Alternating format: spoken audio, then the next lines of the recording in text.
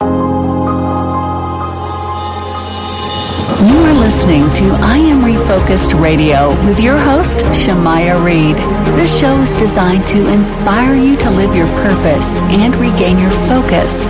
And now, here's your host, Shamaya Reed. Welcome back to I Am Refocused Radio. Once again, we are here today and we have another amazing show lineup for y'all. We have a special guest in studio in San Antonio, Texas. So I want to say thank you to Pam Dwyer taking her time driving through the San Antonio traffic to get to this studio. I know that is something you got to have some patience for. So once again, we are here today, and she is someone that you need to know. She's not just a transformational speaker. She is a best-selling author, and we have presence in the studio. We'll be talking about her book today and other amazing things that she has on her task.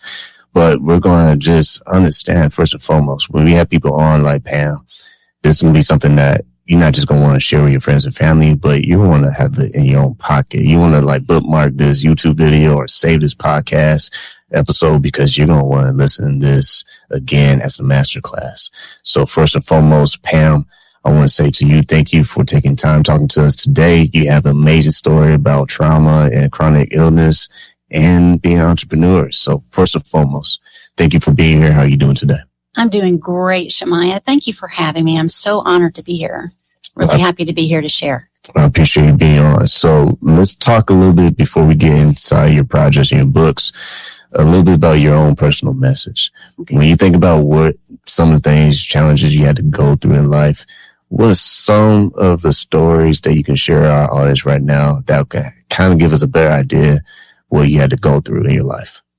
Well, thank you for that, because I think a lot of times storytellers start in the middle or at the end, and it's like, what's happening right now? So I am going to go back to my childhood, and that was a very traumatic experience. My parents divorced, and there was a lot of physical abuse, a lot of mental abuse, neglect, and just abandonment. A lot of issues happening there that cause a lot of trouble as an adult mentally. And so I learned, though, to really quick to use that pain for fuel, for purpose. And how I learned it, I always love to tell this. Can I just tell this brief little story? Because it really drives home what I'm talking about. Yeah. And I was probably 12 years old, and we lived way out in the country in this dilapidated trailer. And my mom would go away for 3 to 4 weeks sometimes. And during the summer, it was a problem because we'd run out of food. And so as a kid, as a 12-year-old, you have to be creative in how you find things to eat. And there was this convenience store about 2 miles down the road. So my older sister and I would walk to the store, and she would get the hot dog weenies put under her shirt, and I would get the hot dog buns and put under my shirt, and we'd just casually walk out. Well, we were getting pretty cocky because we were doing it every week and nobody was catching us. But the name of the store was Mac's Superstop. And Mac, one day, we were walking out and he said, "Hey, you two, stop right there." And we froze. We thought, oh no, we're going to jail. But we turn around and Mac is holding a bottle of mustard. And he says, "You girls have been taking my hot dogs for weeks. Don't you want some mustard with those hot dogs?" And we were in disbelief. And he hands me the mustard and he looks me right in the eye and he says, "Don't steal from me anymore. Because if you need food, all you got to do is ask, sweetheart." And so we left with a bag this time with our food and our mustard. And the strangest thing, I didn't know what that was, Shamaya. I didn't recognize it. I didn't know kindness. I had never experienced it, so I couldn't name it. I'm like, what just happened here? All I knew is how it made me feel. It made me feel seen. It made me feel like I mattered and like I was actually worthy. So all I knew is I wanted to be like Mac. 5 seconds it took him to impact my life to this day. To this day, I want to be like Mac. So, I do preach a lot about kindness and how it's a superpower, because to give it is one thing, or to receive it is one thing, but to give it is empowering. It's like a superpower. When you understand that those times, I like to say that difficult times, they make us or they break us. Obviously, you were able to not just recover, but to really put yourself in positions to succeed. And going back to, I said, intro, being a best-selling author, you also are the mind behind the +1 theory and delay the binge. So you understand how to take pain points and turn into something that's not just special, but something that you actually can track. And how were you able to push yourself through those challenges and make yourself available for success? Because life is not about how many times you lose. It's about how many times you get back up again and apply yourself. Right. Thank you for that question. That's excellent, because it's an opportunity for me to let you know that we're never too young to learn these valuable lessons. And I learned the +1 theory, just so that people know, it's doing your best +1 more, right? No mediocrity. And how I discovered the +1 theory is when I was in 8th grade and in gym class, they would always say, girls, we're going to do the time mile. And I hated it because I was malnourished. I was beaten.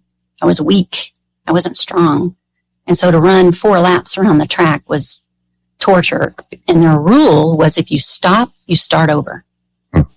And I'll explain later why that really drove home the message. But I hated it. So this time I thought, I'm just going to do a slow trot. And so I was able to get through the first lap. But by then my lungs were burning and my legs were burning. And I thought, there's no way I can make it 4 times around this lap, this track. And all of a sudden, I started thinking about the unfairness of my situation. While the girls over there have a mom and a dad with plenty of food and a clean home, and just down the road, I had my situation. Filth, no adults that cared, beaten just for breathing wrong. And so I got angry. I never was angry before, but trying to run a slow trot, and I started crying, and I got more and more angry the more I thought about it. And before I realized it, I was on the 3rd lap, and I was in a full-on sprint, just screaming and crying. And then I finished that 4th lap in no time and fell to the ground. And I thought, what was that? Where did that come from? Where did that enter, that fuel? I found it. And so I tapped into a resource that I started using all the time in my situation. And it pulled me through. So I decided to name it. And I called it the +1. So every time I thought I couldn't do something or endure anything any longer, I just said, I need the +1. And so I ended up raising both my kids, drilling that into their heads. And they're the most amazing adults. And I contribute that to the +1 theory. That's an excellent theory. And obviously, just like anyone else watching this show or listening, I'm going to take it and apply it to my own life, because that's a great way to be accountable to your goals and to your dreams. Because anybody out there who thinks that, I'm sure most people don't, but some people kind of do. They think we just see all these celebrities and successful brands or successful people, book authors, or what have you. And for the most part, someone just hand them all that great goodness, and they just had to show up and enjoy it. No, you don't see the blood, sweat, and tears. You don't see the lonely seasons. I just had the honor talking to a special guest before you came to the studio. She was had a big, heavy part of a multi-billion-dollar brand, and it's like I keep seeing these same patterns. People who are successful, they have losing seasons, but it's what you do in the time when you have the opportunity to make that choice, that decision. Am I going to say woe is me and play the violin and say no one cares, everyone hates me, or whatever the sad cloud that you have for that day? Or do you dig in? Y'all can go to our website and check out the interview I'm talking about. It's dropping in the same time of today's interviews. I have a whole series of interviews right before the holidays, so y'all have a treat. But my point is to land the plane is that just like your story, just like her story, there were a lot of losing seasons, but a decision had to be made. Am I going to quit or am I going to find that plus one? Yes. I had to take that from you. I love the plus one so much. And as I was explaining earlier, before we started recording, I have joined forces with a media agency. I'm excited about that. But they didn't like the name, The Plus One Theory, because that was my next book that I'm publishing in 2026. They're like, people don't really know what that means. You have to explain it first. And so they said, tell us about it. Tell us what you do with it now. And I explained that 6 years ago, I had bariatric surgery, and it was a huge transition in my life. It was very difficult because I was over 300 pounds, broken, and, my mindset was not where it needed to be. So I made the decision to have a tool, to help me lose the weight. And what people don't tell you, because there's tons of tools to lose the weight. We have the GLP-1s, we have bariatric surgery, on and on and on. But people think the tool is going to resolve their issues. And it's not. It is the mindset. There's something wrong, something broken, right, that is causing you to have a bad relationship with food or work, over-pleasing, overworking, all the things. And so they're like, so how do you fix that, Pam? And I said, well, what I've learned is I take a pause, a purposeful pause. Mine is 30 seconds. Everyone's different. But if I'm about to eat chocolate cake, for instance, my problem was food. My relationship with food was not healthy. And so I would say, I'm going to pause for a moment, and then I'm going to tell myself, I can't have this cake right now by taking control. But tomorrow, if I still want it, I can have it. And for some reason, mentally, that allowed me to delay the binge. And so that is where my next book is actually going to be called Delay the Binge. And we've developed an amazing program that's helping a lot of people. And it's called Delay the Binge. Well, we're going to have you back on for that one, because that sounds like another set of additional masterclass. So once again, listen, I Refocus Radio, watching us online, talking to our guest today, Pam Dwyer. When you understand that, man, I got to let you talk and brag about the gift you gave me. This book is available for people to get on Amazon. You gave me an exclusive journal that was kind of from your camp. So I appreciate that exclusive gift. That means so much to me. But I want people to understand that your book, people can get this. I'm holding it up right now on Amazon real quick before we run out of time. Give us some behind the scene details on the process of making this book. Okay. I can give you some secret stuff, secret sauce. And growing up like I did, it's taken like 8 years of some intense therapy. All right. And every therapist I ever had would tell me, Pam, between sessions, you need to journal your feelings so that we can discuss it at the next appointment. And so I noticed every time I'd bring my journal, they're like, we can't wait to read your journal, Pam. It makes us cry. It makes us laugh. You write so well. You need to write a book about your life to help other people. And that's when the seed was planted. I am a web designer by trade. And so I never thought about being a writer. So it took me 10 years, Shemaiah, to be brave enough to pop that book out there. But what I did is I used my journal notes. So every few chapters are my raw journal notes showing the brokenness, and the chapters after that support it and show what caused it. But you can see as you go along in the book where I'm healing and where I'm becoming smarter about using all that's happened to me for fuel. Struggles become stepping stones. And I do end up doing a lot of good things with my life. And so I wasn't expecting the response. When I published it, number one, this is a second edition. I thought I could throw that sucker out there without an editor. You can't do that. You have to have it professionally edited. And I hired a publisher. And that's when it became a bestseller. because the story made more sense to a lot of people. So the money's worth hiring an editor to anyone wanting to write a book. But we put that out there, and I thought I was one of few that grew up like that. But so many people reached out to me saying, oh my gosh, Pam, I grew up very similar, and it's so nice and encouraging and inspiring to see how your story ended up being. It gives me hope. And so I am one of many people have grown up with lots of trauma, drama, and things that they still carry to this day. And it's wreaking havoc in their lives. And sometimes people don't even realize that. You've got to name it. You've got to be curious and find out why you keep doing this unhealthy thing over and over and over. You say, tomorrow, I'm not going to do this. But you do. We keep doing it. We know we should exercise. We know we need to move our bodies, but we don't. We have an excuse. And it's because, we listen to the lower brain chatter, I call it.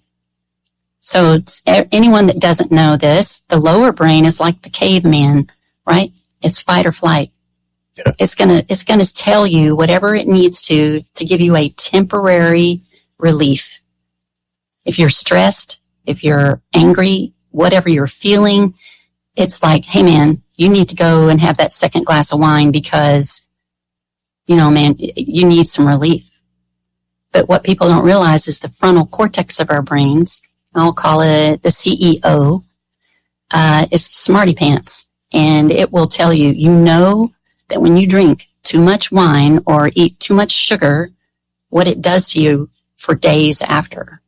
And this doesn't serve you. So how do we tap into that frontal cortex and block out the lower brain chatter? We do it with the pause. I mean, there's a lot going on in the brain, old unhealthy patterns that we need to name, be curious, find, and then we have to create a new pattern. And you do that with the pause. Once again, listen, I'll be focused ready watching this online. We got about 2 minutes left, so I want to make sure I give Pam the floor on this question, but I think it'll make everything full circle. You build a strong digital community of women navigating shame, burnout, and emotional eating. When you think about the mindset and practice of that +1 method, for those who are listening and watching, what will you say to them, especially during the holidays? For some, it can be a hard time and it can be depressing. What will be your words of encouragement for those who are heading to the holidays who may be going through some dark times? Okay, remember, family issues are from way back, right? And maybe you've buried those feelings deep down, those hurt feelings or whatever it is you're feeling or trying to ignore. You're trying to numb it out with whatever unhealthy binge you can find. And just remember, you're not broken, and it doesn't require willpower to resist the urge. What it requires is for you to realize you're human and that you have addressed these feelings by, first of all, figuring out what it is. What is your pain? And you can't do that unless you pause long enough, unless you're journaling. I'm a big advocate for journaling. Journal your feelings. There's so much more, but we have so little time. But I just would say, give yourself some grace. Allow yourself to be human this holiday season. And just lean into what you're feeling and take a breath. And don't beat yourself up about it. If you're angry, you can be angry, but there's a healthy way to deal with it. And we've got to figure that out. The community that we have on Delay the Binge is amazing because we shouldn't go through this alone. You need other people that are going through the same thing to be with you, to hold your hand, to say, girl, I got you. This is all right. Because it took you years to be where you're at now. It's going to take a long time for you to undo it, to create new patterns. And just so you know, if you ever go to counseling, they cannot make your issues go away. They can only give you coping skills. And so Delay the Binge sharpens that. We figure out what coping skills allows you to be the best you can be on your way to figuring out who you really are, because you should always be, becoming the best you can be. And with that said, if you're ready to break the cycle and you want to work with Pam, before we officially sign off, what's the best way that our audience can keep in touch with you and they are interested in learning about more of your resources? If you want to see all of my work, you can go to pamdwyerspeaker.com and you have choices.